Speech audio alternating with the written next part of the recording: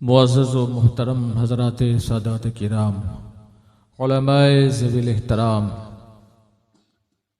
बिलखुसूस ख़तीब गुजरात हज़रत अल्लामा मुफ्ती मोहम्मद अशरफ साहब बुरहानी खलीफ़ा हुज़ूर ताजुश शरिया, जिनका भी आपने बहुत ही पुरमग़ज़ बाअसर खिताब समाअत किया। हजरत का खिताब ही काफी था, मजीद बरा कुछ गुंजाइश रहती नहीं है, मगर चूंकि अब जो जिम्मेदारी दी गई है बानी जलसा की तरफ से, उसको भी निभाना जरूरी है।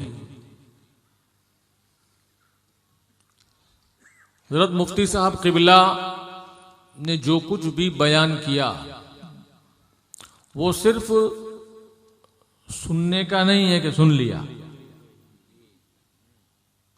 बल्कि उस पर अमल करके जिंदगी में उतारने का है। अल्हम्दुलिल्लाह हमारे माशरे, हमारे समाज, हमारी सोसाइटी का एक ये फर्द, एक वक्त था कि गुजरात में उलमा थे ही नहीं, थे तो गिने चुने थे। उनके लिए जगह भी महदूद थी और उस वक्त मामलात भी कुछ ऐसे थे कि जो कुछ भी इमामत करते थे वो पूरी जिंदगी मस्जिद के हुजरे ही में निकल जाती थी उनकी। लेकिन उन लोगों को भी बड़ी कुर्बानी है, उनको हम फरामोश नहीं कर सकते। ये उन्हीं की बुनियाद पर आज ये इमारतें खड़ी हैं। तो मुफ्ती साहब का हमारा बहुत ही काफी अरसे से साथ रहा है, 2 दशक एक इदारे में हम लोग साथ रहे, समझे, और अभी भी साथ हैं अल्हम्दुलिल्लाह। करीब रहकर भी लोग दूर रहते हैं और हम लोग दूर रहकर भी करीब हैं। अल्लाह बेशक, अल्लाह सलामत रखे, माशाअल्लाह, अल्हम्दुलिल्लाह। तो खैर, इनकी कुर्बानियां, इनकी जद्दोजहद, अभी अनाउंसर साहब ने इनके बारे में जो कहा था, बल्कि मैं तो इनको कहता हूं कि सब बीमारियों की जड़ी बूटी है। जी जी बेशक, मुफ्ती अशरफ साहब, समझे। और कुछ बीमारियां हैं जो हम लोग जानते हैं, समझे, तो उसका इलाज भी जो है पूछने के लिए आते हैं तो मुफ्ती साहब की तरफ भेज देते हैं कि भाई ये इसका इलाज मुफ्ती साहब के पास। बेशक। और वो प्रॉब्लम, वो मसाइल के जिनका ताल्लुक वैसे सीधा हम लोगों से है ही नहीं, समझे, ये फाइनेंशियल प्रॉब्लम, कोई ब्याज में फंस जाता है, कोई सूद में फंस जाता है, तो वो मुफ्ती साहब की खिदमत में हाजिर हो जाता है। और ये नहीं कि मुफ्ती साहब सुन लेते हैं, सिर्फ उनका हल भी निकाल लेते हैं। तो ऐसे मतलब खुफिया खिदमतें इनकी बहुत है, समझे। अल्लाह ताला इनको सलामत रखे, इनकी सेहत और उम्र में बरकत अता फरमाए। अल्लाहुम्मा आमीन। और भी हमारे उलमाए किराम माशाअल्लाह है, इतनी कसीर तादाद है कि हर एक का नाम लेना भी अभी वक्त में गुंजाइश नहीं है। हमारे जूनागढ़ की सरजमीन से तशरीफ लाए हैं हजरत अल्लामा मौलाना नूर मोहम्मद मारफानी साहब क़िबला अलैहि रहमा के साहबजादे, जो सज्जादा नशीन है खानक़ाह रज़विया के जूनागढ़ के, गुलजार बापू तशरीफ फरमा है, उनकी बड़ी खिदमतें हैं। और हमारे खलील भाई हैं, सुभान अल्लाह, इन्होंने तो जंगल में मंगल बना दिया है। सुभान अल्लाह, बेशक। इनकी भी बड़ी खिदमत है। अल्लाह तबारक व तआला इनके बाजुओं को और मजबूत बनाए। अल्लाहुम्मा आमीन, अल्लाहुम्मा आमीन। और ये सब आप लोगों के ताउन से है, बेशक, बुजुर्गों की दुआओं से है। बेशक। तो ये इदारा बुजुर्गों की दुआओं के साये में और आप लोगों के ताउन से ये परवान चढ़ रहा है। अल्लाह ताला इसे और तरक्की अता फरमाए आमीन, अल्लाहुम्मा और दीन की ज्यादा से ज्यादा खिदमत ले। अल्लाहुम्मा आमीन। तो अस्सलामु अलैकुम वरहमतुल्लाहि वबरकातुहू। वालेकुम अस्सलाम व रहमतुल्लाह। बिस्मिल्लाहिर्रहमानिर्रहीम, नहमदुहु व नुसल्ली व नुसल्लिमु अला रसूलिहिल करीम, अम्मा बअदु, फअऊज़ु बिल्लाहि मिनश शैतानिर रजीम, बिस्मिल्लाहिर्रहमानिर्रहीम। इन्न अक्रमकुम इंदल्लाहि अत्काकुम, सदक़ल्लाहु मौलाना अल-अज़ीम व बल्लगना रसूलुहुन नबियुल अमीनुल करीम व नहनु अला ज़ालिका लमिनश शाहिदीन वश-शाकिरीन वल्हम्दुलिल्लाहि रब्बिल आलमीन। इन्नल्लाह व मलाइकतहु युसल्लूना अलन नबी या अय्युहल्लज़ीना आमनू सल्लु अलैहि व सल्लिमू तस्लीमा। अल्लाहुम्मा सल्लि अला सय्यिदिना व नबिय्यिना मौलाना मुहम्मदिन मअदनिल जूदि वल करम आलिहि व अस्हाबिहि व बारिक वसल्लिम। मुस्तफ़ा जान रहमत पे लाखों सलाम, शम्ए बज़्म हिदायत पे लाखों सलाम। उनके मौला के उन पर करोड़ों दुरूद, उनके असहाब व इतरत पे लाखों सलाम। अस्दक़ुस सादिक़ीन सय्यदुल मुत्तक़ीन, चश्मो गोशे वज़ारत पे लाखों सलाम। सुभान अल्लाह। वो उमर जिसके आदा पे शेदा सकर, उस खुदा दोस्त हजरत पे लाखों सलाम। यानी उस्मान साहिबे कमीस हुदा, हुल्ला पोशे शहादत पे लाखों सलाम। सुभान अल्लाह। असले नस्ले सफा वजहे वसले खुदा, सुभान अल्लाह। बाबे फसले विलायत पे लाखों सलाम। पारहाए सुरूफ गुंचहाए कुदुस, अहले बैते नबूवत पे लाखों सलाम। सुभान अल्लाह। सैयदा ज़ाहिरा तैयबा ताहिरा, जान अहमद की राहत पे लाखों सलाम। सुभान अल्लाह। हसन मुजतबा सैयदुल असखिया, राकिबे दोष इज्जत पे लाखों सलाम। उस शहीद बला शाह गुलगु कबा, बेकसे दस्ते गुरबत पे लाखों सलाम। कामिलाने तरीक़त पे कामिल दुरूद, हामिलाने शरीयत पे लाखों सलाम। गौसे आज़म इमामुत्तुक़ा वन्नुक़ा, जलवे शान कुदरत पे लाखों सलाम। बेअज़ाबो हिसाबो इताबो किताब, ताबद अहले सुन्नत पे लाखों सलाम। अज़ीज़ान गिरामी सामने मोहतरम, मुझे जो मौजू दिया गया है मैं उसकी तरफ आगे बढ़ूं। इससे पहले क़सीदे बुर्दा के दोशे तबरुकन समात कीजिए। मौलाया सल्लि वसल्लिम दाइमन अबदन अला हबीबिका खैरिल खल्क़ि कुल्लिहिम, तबारकल्लाहु मा वहयुन बिमुक्तसबिन वला नबियुन अला गैबिन बिमुत्तहमी, कमा बरात वसिबम बिल्लम्सि राहतहु व अतलक़त आरिबम बिरिबक़तिल लममी। ये दो शेर वो हैं कि जिसके ज़रिए से इमाम बुसीरी को शिफा हासिल हुई। खैर ये बड़ी बाबरकत ये जो कलाम है, आज भी बीमारों पर दम किया जाता है, पढ़ करके अल्लाह शिफा अता फरमाता है। खैर, तो मुझे मौजू दिया गया है कि मैं मौजूदा ज़माने के हालात के ताल्लुक से बिलखुसूस शीयत के रद्द से चंद कलमात अर्ज करूँ। तो अज़ीज़ान गिरामी सामीन मोहतरम,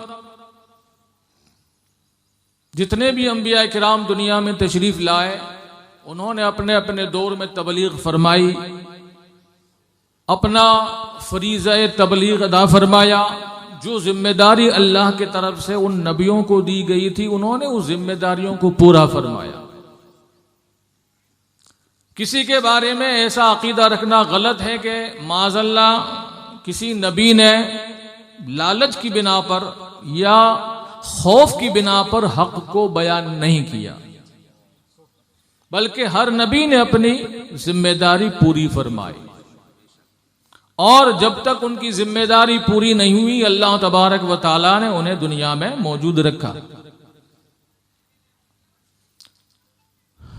मगर जो कुछ भी उन्होंने कौम को दीन अता फरमाया, हिदायत अता फरमाई,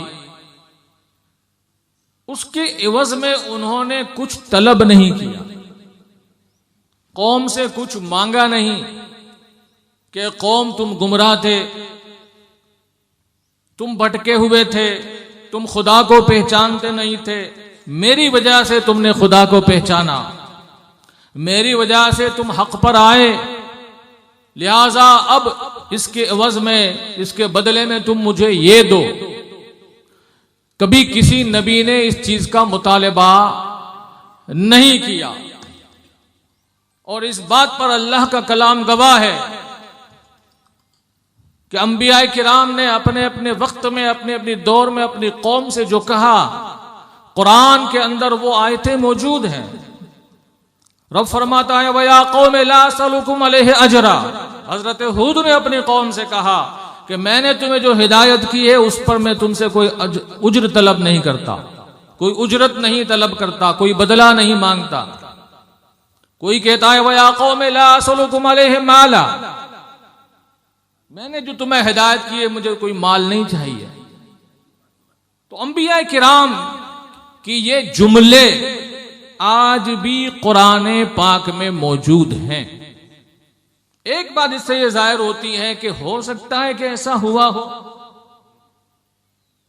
कि जब नबी तबलीग करता हो तो कौम के जहन में यह बात आई हो कि इसलिए तबलीग करता है, ये इसलिए वाज करता है, ये इसलिए नसीहत करता है ताकि ये कुछ दुनिया हासिल करे। तो कौम की इस जहनियत को, इस फिक्र को और इस सोच को साफ करने के लिए अल्लाह तबारक व तआला ने नबी को हुक्म दिया कि नबी कौम से कह दो कि मैं जो तुमको तबलीग करता हूं, खुदा की बातें बताता हूं, हिदायत कहता हूं, तो मैं तुमसे कोई अजर तलब नहीं करता। मेरा मकसद कोई उजरत लेना नहीं है, मेरा मकसद सिर्फ मेरी ड्यूटी निभाना है, हक पहुंचाना है, हिदायत बताना। तो क्या यह सिर्फ चीज अंबिया किराम के लिए ही थी मखसूस, या इसके पीछे कोई दर्स भी है जो कुरान में अल्लाह ने उतारा? इसको कुरान में अल्लाह ने नाजिल फरमाया कि अगले नबियों ने यह कहा है, जब हिदायत की यह कहा, तकरीर की उन्होंने यह कहा, तबलीग की उन्होंने यह कहा। तो क्या आज भी मुबल्लिगीन के सामने जब कौम होती है तो ये जहन के अंदर ये बात नहीं आती?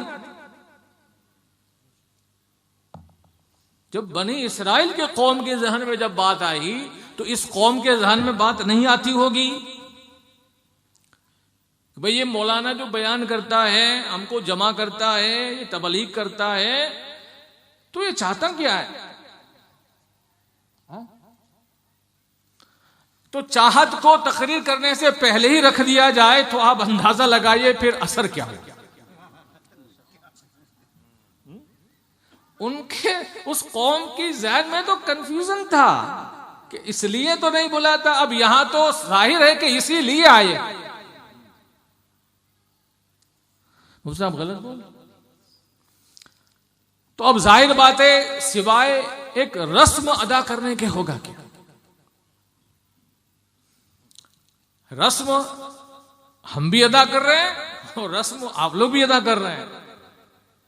तो ये रस्में जब अदा होंगी तो सारी तबलीग एक रस्म बनकर ही रह जाएगी। हजरत मौलाना मुफ्ती कानपुर सैयद रिफाकत हुसैन साहब क़िबला फरमा देते कि सुन्नियत अपनी हक्कानियत पर जिंदा है। ये उस वक्त फरमाते कि हम कुछ नहीं कर रहे हैं, सुन्नियत अपनी हक्कानियत पर जिंदा है। और जो मुखलिस बंदे गुजर चुके हैं, जिन्होंने कुर्बानी इखलास के साथ दी है, आज ये तबलीग जो हो रही है उनकी रूहानी फैज, बेशक सुभान अल्लाह, उनका रूहानी फैज है। मैंने एक वाकया एक सुना कि, और ये हकीकत है कि लाहौर में कुछ तबलीगियों ने, कुछ वहाबियों ने किसी अंग्रेज को जो है हत्थे चढ़ा लिया और उसको जो है वो मुसलमान बना लिया, तो उसी को तबलीग करके भाई हमने इसको इस्लाम दिया, कलमा पढ़ाया। अब जब वो दाता साहब के मज़ार पर जब गुजरा वहां से, तो लोगों में ये भीड़ कैसी है, वो अंग्रेज ने पूछा भीड़ कैसी है, तो भाई ये तो ऐसे ही खाली लोग यहाँ सब खुराफात करते हैं। तो अब मगर दादा साहब की रूहानियत खींच रही थी उसको कि भाई ये तो कलमा सिर्फ जुबान तक है, उसके दिल में तो नूर उतरा ही नहीं। सुभान अल्लाह। दिल में तो नूर उतरा ही नहीं है, तो रस्म अदा हुई है सिर्फ। तो उसने कहा भाई चलो ठीक है, हम देखना चाहते हैं कि यहाँ ये गैदरिंग, ये भीड़ क्यों है। तो वो मजार था हजरत दाता अली हुजैरी का, दाता सुभान अल्लाह। तो अब वहां गया, तो अब वो उन लोगों से, वो चिल्ले वालों से पूछ चुका था कि भाई ये तख्ते बिल्कीस का माजरा क्या है। ये कुरान में जो मौजूद है तख्ते बिल्कीस का किस्सा, कि पलक झपकते ही मुल्क के सबा से जो है हज़रत सुलेमान की खिदमत में पूरा तख्त आ गया। ये कुरान में वाक़या मौजूद है। तो बोला ये माजरा क्या है, इसका जवाब तुम्हारे पास क्या। तो जो नबी वली के इख्तियार को कोई कौम मानती नहीं, वो क्या जवाब देगी। बेशक वो क्या जवाब देगी है। जिस नबी को कोई इख्तियार ही नहीं है, जिसका नाम अली हो उसको इख्तियार नहीं है, नबी को पीठ पीछे का इल्म नहीं है, जिनके अकीदे ऐसे हों कि नबी महज जो है वो मोहताज है, जर्रे कमतर से भी ज्यादा माज़ल्ला जलील है, ऐसे अकायद वाले इसका क्या जवाब देंगे कुरानी आयत का कि ये कौन सी ताकत थी जो तख्ते बिल्कीस जो है आनन फानन आ गया, कौन सी ताकत, क्या जवाब दे। तो अब ये तो खदशा था, उसको जवाब मिला नहीं। अंग्रेज को दिल के अंदर खटकती कि भाई ये मौलवियों ने तो हमें कलमा तो पढ़ा दिया, मगर हमारी बात का तो जवाब दे नहीं रहे।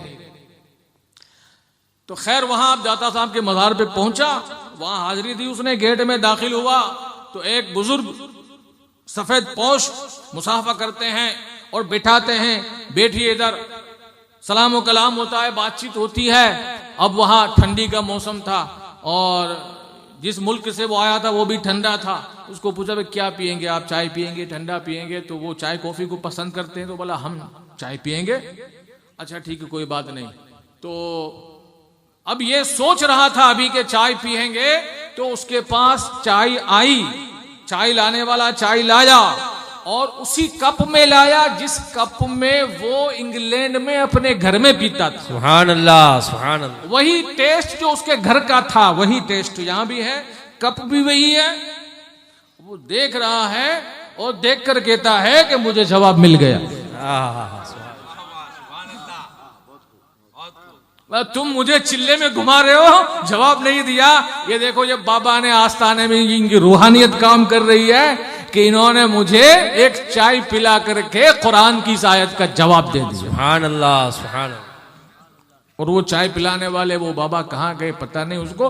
फिर उसने कहा कि तुम्हारा रास्ते इख्तियार करो, मैं हजरत का दर्द छोड़ूंगा नहीं। जी जी जी, पूरी जिंदगी उस अंग्रेज ने वहां गुजारी, उसकी कब्र भी वहां। जी जी बेशक। तो मैं अर्ज कर रहा था कि ये बुजुर्गों की रूहानियत है, उनका फैज है कि जो आज सुन्नियत जिंदा है अल्हम्दुलिल्लाह। तो मैं अर्ज कर रहा था कि अब मेरा जो मौजू है कि नबियों ने अपनी उम्मत से कहा कि मैं कुछ उजरत तलब नहीं करता। अब जब नबियों के इमाम आए, इमामुल अंबिया तशरीफ लाए, सुभान अल्लाह, सबसे बड़े मुबल्लिग आए, सुभान अल्लाह। हाँ, और हर रसूल अपनी जुबान में अपनी कौम में आया, मगर ये तो अल्लाह की सारी मखलूक की तरफ आए। उरसिलतु अलल खल्क़ि काफ़ा, समझे। गोरों का भी नबी वही है, कालों का भी नबी वही है, नाठों का भी नबी वही है, लंबों का भी नबी वही है, चिपटी नाक वाले का भी वही है, बड़े होठ वाले का वही है, और गुलाबी पंखड़ियों वाले का नबी भी वही है। बिलाल हबशी का भी वही है, सुहैब रूमी का भी वही है, वो सलमान फारसी का भी वही है, हर एक का नबी वही। अल्लाहु अकबर। अब वो जब नबी आया तो उनके सामने मामला आया,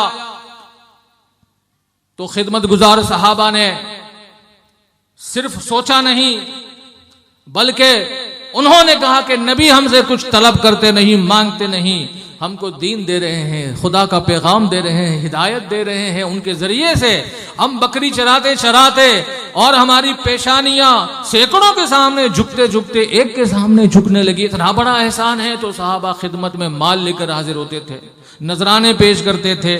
तो अल्लाह तबारक व तआला ने खुद इरशाद फरमाया, ए महबूब आप इनको कह दीजिए, कुल ला असलुकुम अलैहि अजरन इल्ला अल मवद्दत फिल कुर्बा, कि मैं तुमसे कोई उजरत तलब नहीं करता। अगर तुम मेरे एहसान का बदला चुकाना चाहते हो तो मेरे रिश्तेदारों से मोहब्बत करो, सुभान अल्लाह, मेरी अहले बैत से मोहब्बत करो। तो यही चीज जो है मुझे राजी करेगी और खुश करेगी। अज़ीज़ान गिरामी सामीन मोहतरम, मोहब्बत का तकाजा है कि मोहब्बत इंसान के अंदर कशिश पैदा करती है, लगाव पैदा करती है, दिलजोई पैदा करती है। लेकिन मोहब्बत के अपने अपने तकाजे हैं। हर एक की मोहब्बत का एक हद होती है, हर एक की मोहब्बत की, उसका हर एक कैफियत अलग अलग होती है मोहब्बत की। मोहब्बत एक नाम तो मुख्तसर है, मगर एक बहुत बड़ा आलम उसके अंदर छुपा हुआ है। खुदा की मोहब्बत, रसूल की मोहब्बत, पीर की मोहब्बत, माँ बाप की मोहब्बत, औलाद की मोहब्बत, बीवी की मोहब्बत, माल की मोहब्बत, दौलत की मोहब्बत, जमीन की मोहब्बत, जायदाद की मोहब्बत, वतन की मोहब्बत, अपने आप से मोहब्बत।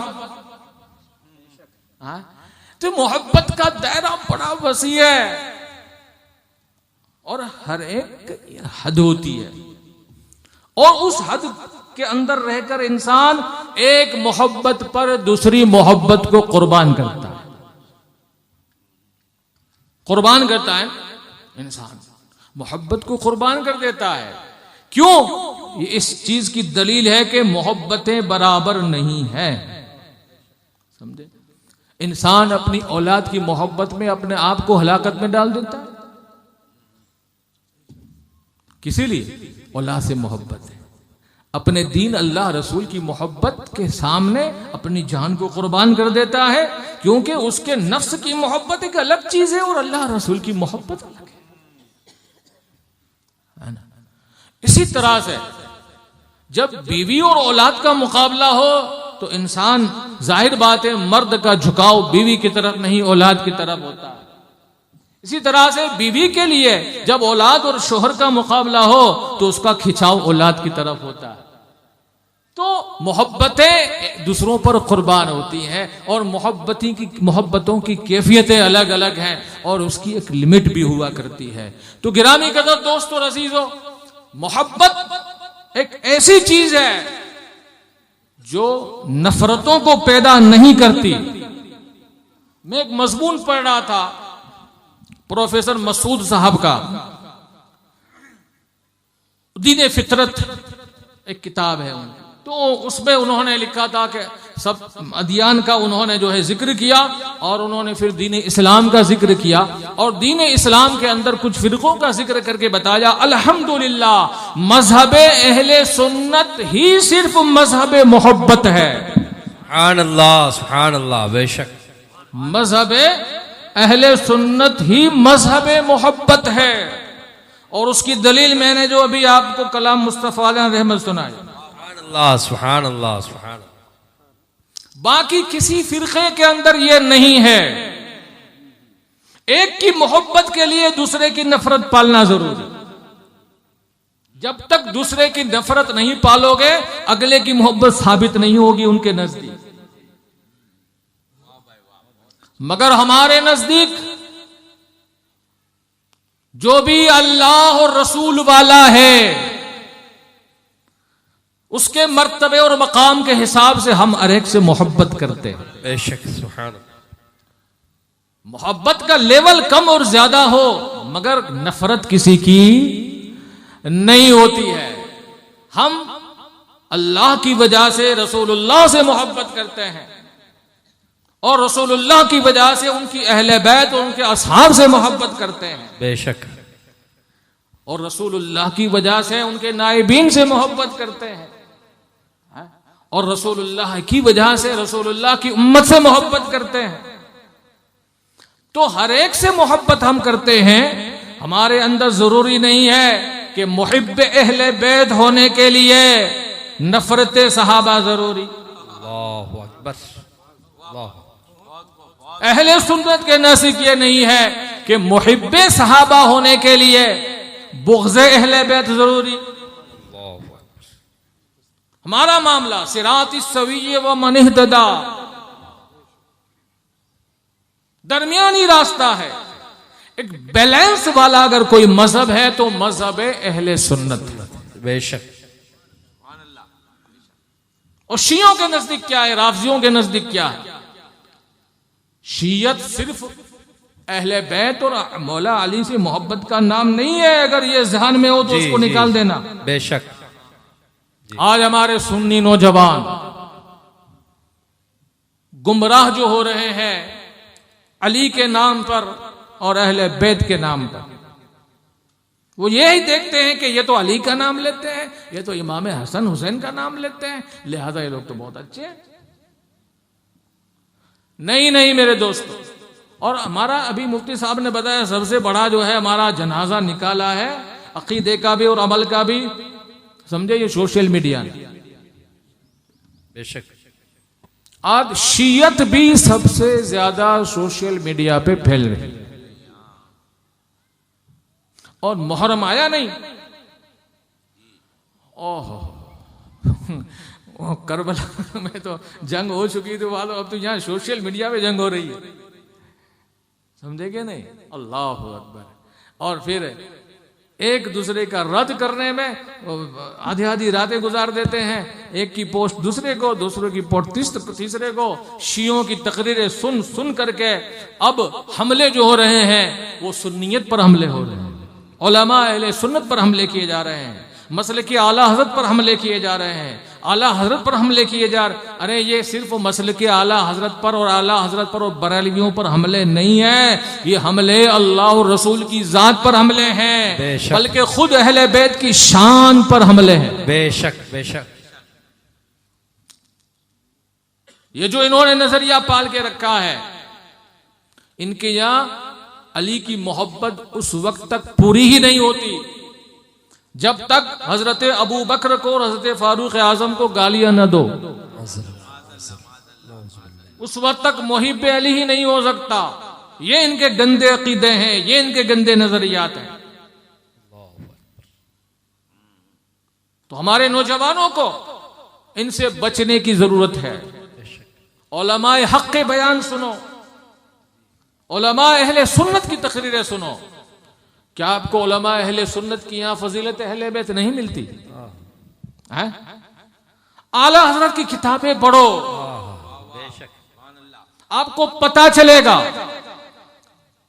कि आज ना अनजाने में, ला इल्मी में या कुछ मुकर्रिरों की गलती की वजह से भी सादात किराम आला हजरत से दूर हो रहे हैं। मैं खुद चूंकि सादात हूं, सैयद हूं, इसलिए मैं जानता हूं और इसलिए मैं बोलता हूं। कुछ बातें हर एक बोल नहीं सकते। जी जी जी। हकीकत में वो आला हजरत को जानते नहीं, समझे? आला हजरत को रुजू गलत तरीके से किया जाता है। जी जी बेशक। हिंदुस्तान की तारीख में आजादी के बाद से लेकर अब तक, आला हजरत तो आजादी के पहले के थे, मगर उनसे लेकर अब तक और उनसे पहले कोई सदियों तक कोई ऐसा आशिके अहले बैत आलिम नजर नहीं आता जैसे आला हजरत थे। सुभान अल्लाह सुभान अल्लाह सुभान अल्लाह। बेशक। अल्लाह। अब मैंने जो सलाम अभी बड़ा मुस्तजफा जान रहमत पे लाखों सलाम, शम्ए बज़्म हिदायत पे लगा, इस सलाम के अंदर सहाबा का जिक्र नहीं है क्या? अहले बैत का नहीं, मौला अली का? बल्कि मैंने तो देखा है बाकायदा, मैं तो इस पर जो है बाकायदा गहरी नजर से मैं आला हजरत की कुछ बातों को मैं गौर से देखता हूं कि इस सलाम के अंदर आला हजरत ने मौला अली के बारे में ज्यादा अशार कर। बेशक जी। हजरत अबू बकर की औलाद के बारे में नहीं कहा जी, हजरत फारूक आजम के बारे में कहा, मगर उनकी औलाद के बारे में नहीं कहा। जी। हज़रत उस्मान गनी के बारे में कहा मगर उनकी औलाद के बारे में नहीं कहा। मगर इस सलाम में जहां मौला अली के बारे में कहा, सुभान अल्लाह, सैयदा खातून जन्नत के बारे में भी कहा, सुभान अल्लाह, उनके शहजादों के बारे में, इमाम हसन के बारे में भी कहा, सुभान अल्लाह, इमाम हुसैन के भी बारे में नजरान अकीदत पेश किया। सुभान अल्लाह, सुभान अल्लाह। और यही नहीं बल्कि यहां तक कहा आखिर में कि और जितने हैं शहजादे उस शाह के, सुभान अल्लाह, सुभान अल्लाह, उस कयामत तक सब साजाद आ गए। सुभान अल्लाह, सुभान अल्लाह। और जितने हैं शहजादे उस शाह के, उन सब अहले मकानत पे लाखों सलाम। सुभान अल्लाह, सुभान अल्लाह, वाह वाह। अब ये कलाम आपको कहां मिलेगा? ये आशिकों के पास नहीं मिलेगा तो क्या गुस्ताखों के पास मिलेगा? बेशक। इतने बड़े आशिक अहले बैत को आप गुस्ताखे अहले बैत के खाते में डालोगे? ये कहां का इंसाफ, कहां का इंसाफ? आला हज़रत को पढ़ो, अज़हारुल बासिम एक रिसाला आला हज़रत का है। अल्लाह हुक्म ज़कात बनी हाशिम पुराना वो रिसाला है। आला हज़रत से सवाल किया गया कि सादात को ज़कात देना जायज है कि नहीं? गौर से सुनना, मुफ्ती का काम क्या है? हाँ या ना कह भाई जायज नहीं, जायज हो तो कहते जायज है। आला हज़रत इमाम अहले सुन्नत रज़ी अल्लाह तआला अन्हु ने जो कुछ भी शरई जवाब उसका हो सकता था वो अता फरमा कर आप आगे उसकी तंबीह करते हैं, नसीहत फरमाते हैं। और ये तंबीह और नसीहत आला हज़रत के दिल की वो मोहब्बत जो अहले बैत से है वो जाहिर करती है। सुभान अल्लाह, सुभान अल्लाह। सवाल करने वाले से पूछते हैं आप कि तुम्हारे दिल में ख्याल कैसे आया? खलील भाई, आज रमजान महीना आता है तो लोग ज़कात लेने के लिए निकलते हैं, जरूरी भी है, इसके बगैर इदारे चलते नहीं। हाँ, और वही जो उसूल करने वाले होते हैं उनसे पूछा जाए कि भाई ज़कात किसको देनी चाहिए? सादात को देनी चाहिए। तो बोले नहीं, सादात को ज़कात नहीं देनी। आपने बहुत सारी तकरीरें सुनी होगी, सादात को ज़कात नहीं देनी चाहिए। मगर आपको किसी ने यह कहा कि सादात को ज़कात नहीं देनी चाहिए तो क्या देना चाहिए?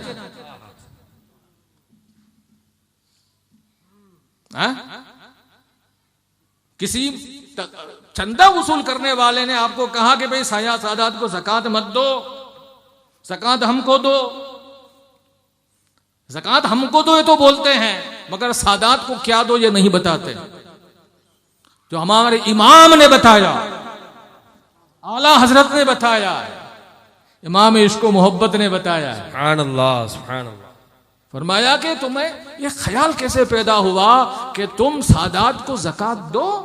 यह ख्याल कैसे पैदा हुआ कि वो पाक और साफ खून है जिसके बारे में कुरान ने कहा इन्नमा युरीदुल्लाहु लियुज़हिबा अन्कुम रिज्सा अहलल बैति व युताहिरुकुम तत्हीरा। और तुम्हारा ज़कात का माल ये तुम्हारे माल का मेल है। बेशक। तो उस पाक खून के लिए तुम अपने माल का मेल दो, ये ख्याल कैसे पैदा हुआ? ओह,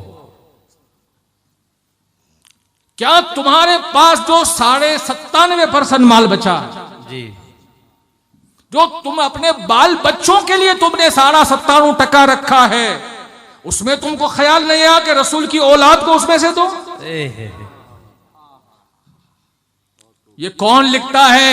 आज लिखा हुआ मौजूद है, आज वो रिसाला पढ़िया कि तुम्हारे जहन में ये ख्याल नहीं आया कि तुमने अपनी औलाद के खर्चे के लिए रखा है, वो नबी की औलाद पर खर्च करो। और इस बशारत के साथ आला हज़रत लिखते हैं, इस बशारत और इस मुजदे के साथ कि कल कयामत के दिन माँ और शुमा तो क्या है, कल खलील नजी को भी उनसे तमन्ना नजर की है। बेशक। कल कयामत के दिन हजरत इब्राहिम खलीलुल्लाह को भी उनकी हाजत होगी। और उस दिन उनके इशारे अबरू पर लोग जहन्नम से छूटेंगे। बेशक। उस वक्त आका फरमाते हैं जिसने मेरी औलाद पर दुनिया में एहसान किया, कयामत के दिन मैं उसको बदला दूंगा। बेशक। सुभान अल्लाह, सुभान अल्लाह। ये कौन लिखता है? आला हज़रत लिखते हैं। तो ऐ सैयदो, आला हज़रत से मोहब्बत करो। बेशक, बेशक। सुभान आला हज़रत दिल में रखने की चीज है, है। नफरतों की चीज नहीं है। बेशक। मैं तो कहता हूं सादात किराम को आला हज़रत का शान और शौकत से उर्स मनाना चाहिए, है सुभान अल्लाह सुभान उनकी अल्लाह बारगाह में खिराज अकीदत पेश करना चाहिए सुभान अल्लाह कि उन्होंने अपनी पूरी जिंदगी में अपने बाप दादा की बात नहीं की है, हमारे बाप दादा की बात की है। है वाह वाह अल्लाहु अकबर। रिसालत मसलके आला हजरत फैजान सादात किराम माशाअल्लाह सुभान अल्लाह सुभान अल्लाह। तो इन शियों से बचो। सबसे बड़ी मक्कार कौम को है, कौन है? हमारे बुजुर्गों ने कहा कि शिया है बेशक, सबसे बड़ी मक्कारी इनके अंदर मौजूद है। ये गुस्ताखे सहाबा भी हैं, गुस्ताखे अली भी हैं, गुस्ताखे अहले बैत। एक गजनफर अब्बासी करके कोई है, बहुत बड़ा इनका मुबल्लिग, पड़ोसी मुल्क का है, गजनफर अब्बासी करके। तो वो तो मोहब्बत में इतना हद से बढ़ जाता है।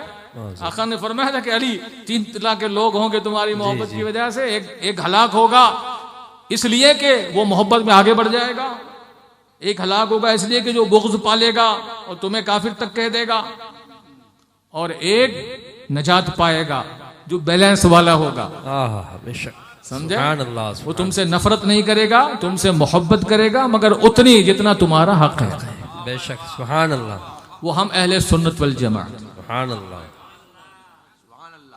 अल्हम्दुलिल्लाह।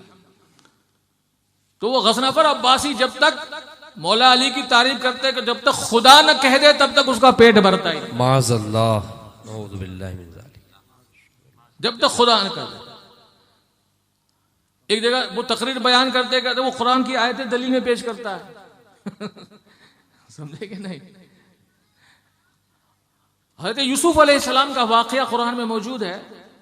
जो 2 कैदी थे, उन्होंने ख्वाब गढ़ी थी, यूसुफ अलैहिस्सलाम ने ताबीर बताई, ताबीर सच्ची हुई, एक रिहा हो गया, एक को फांसी हो गई। जो रिहा हो गया उसकी ड्यूटी लग गई वहां बादशाह के यहां।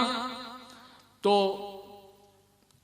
आपने उसे कहा कि तू जब जा ड्यूटी पर, समझे, तो वज़कुरनी इंदा रब्बिक। तो यहां रब का लफ्ज आया है, ये रब का लफ्ज लफ्जी माने में है, समझे। रब का मतलब ये नहीं होता कि खुदा, समझे। रब जो है पालने वाले को भी, जिसे हम मुरब्बी कहते हैं, मुरब्बी का माना क्या होता है? मुरब्बी रब से ही बना है। जी जी जी। माँ बाप को मुरब्बी, वडील को मुरब्बी कहा जाता है, समझे। हाँ, तो इस माने के अंदर जो है वो कुरान शरीफ में यूसुफ अलैहिस्सलाम ने कहा कि भाई जब तुम्हारा रब यानी जो बादशाह है, वो बादशाह के बाद तुम्हारी ड्यूटी लगे तो मेरी सिफारिश कर देना कि भाई यूसुफ वहां कैद खाने में है, बेगुनाह है, उसे छोड़ दो। तो वो दलील पकड़ता है कि देखो वो कैदियों को जो रोटी खिलाता है, जो बादशाह था, कैदियों के को रोटी उससे मिलती थी, तो यूसुफ ने उसको रब कहा। तो चंद टुकड़े खाकर यूसुफ उसको रब कह रहा है, तो मैं जब से पैदा हूं तब से अली के टुकड़े खाता हूं, तो मैं अली को रब क्यों ना कहूं? समझे? हाँ, अब क्या है कि देखो कहां की लाठी कहां का डंडा। समझे कि नहीं? कहां फिट गया उसने। अब दूसरी दलील, अब दूसरी जगह कहता है, देखो सूरह दहर के अंदर 29वें पारे के अंदर यह आयत मौजूद है। अल्लाह फरमाता है वसक़ाहुम रब्बुहुम शराबन तहूरा, कि अल्लाह तबारक व तआला उस दिन तुम्हें जो है वो पाक और साफ शराब पिलाएगा। रब्बुहुम, तुम्हारा रब पिलाएगा शराब। अब यहां रब्बुहुम से दलील क्यों ली? तो गजनफर अब्बासी ने कहा कि देखो ये कुरान में मौजूद है, रब फरमाता है वसक़ाहुम रब्बुहुम शराबन तहूरा, और तुम्हारा रब उस दिन तुम्हें पाक और साफ शराब पिलाएगा। तो अल्लाह ताला ने फरमाया कि शराब, तो शराब से मुराद यहाँ क्या है? शराबन तहूरा, समझे, वो जन्नती शराब है, समझे, जिसके बारे में हदीस पाक में आया कि जब एक घूंट बंदा पिएगा, जन्नती पिएगा, तो उसके अंदर जो टेस्ट आएगा तो उससे 70 गुना ज्यादा दूसरे घूंट में टेस्ट होगा, तीसरे घूंट में उससे 70 गुना ज्यादा टेस्ट होगा, चौथे घूंट में और 70 गुना ज्यादा टेस्ट उसका होगा, यहां तक कि आखिरकार वो प्याली रख देगा और कहा कि चलो इसके अलावा दूसरी नेमतों की तरफ चले। तो यह हाल है। तो अरबी के अंदर हर मशरूब को, हर लिक्विड फॉर्म को शराब कहा जाता है, समझे कि नहीं? हाँ, तो अब वो हदीस उसमें ज्वाइंट करता है वो शिया मुबल्लिग उनका कि अल्लाह तो शराब पिलाएगा नहीं, रसूलुल्लाह को ये ड्यूटी देगा, वो जामे कौसर वो पिलाएंगे, समझे। और रसूलुल्लाह फरमाते हैं कि मैं अली को कहूंगा कि अली तुम शराब पिलाओ, तो शराब पिलाने वाले को रब कहा गया। ये कहां की दलील कहां फिट करता है, देखो है। अल्लाह अकबर। तो ये इनके गंदे अकीदे हैं। अब बाग़े फिदक का मामला, बेशक।